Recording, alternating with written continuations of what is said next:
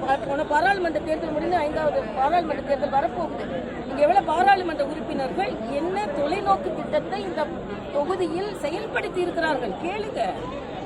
இதையெல்லாம் கேட்காம மக்கள் பரிதவித்துக் கொண்டிருக்கிறார்கள்.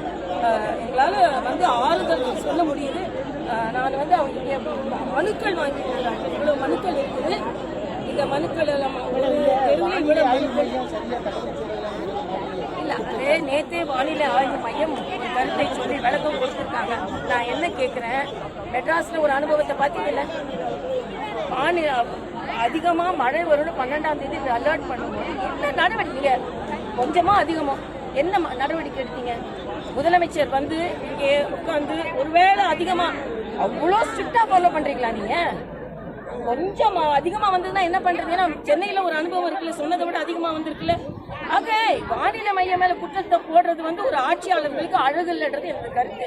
என்னொன்னு அவங்களே சொல்றாங்க, நான் எங்க மேல குறை சொல்லாதீங்க, நாங்க என்ன சொல்லணுமோ அதை சொல்லிட்டோம். இதுக்கு முன்னால கூட குஜராத்ல வானிலை ஆய்வு மையம் சொல்லிச்சு, ஒரு 1 லட்சம் பேர் உடனே ஒரு பாதுகாப்பான இடத்துக்கு 10 லட்சம் பேர் ஒடிசால படி ஒரிசா மாடல்னு அவங்க சொல்றாங்க, டிசாஸ்டர் மேனேஜ்மெண்ட்.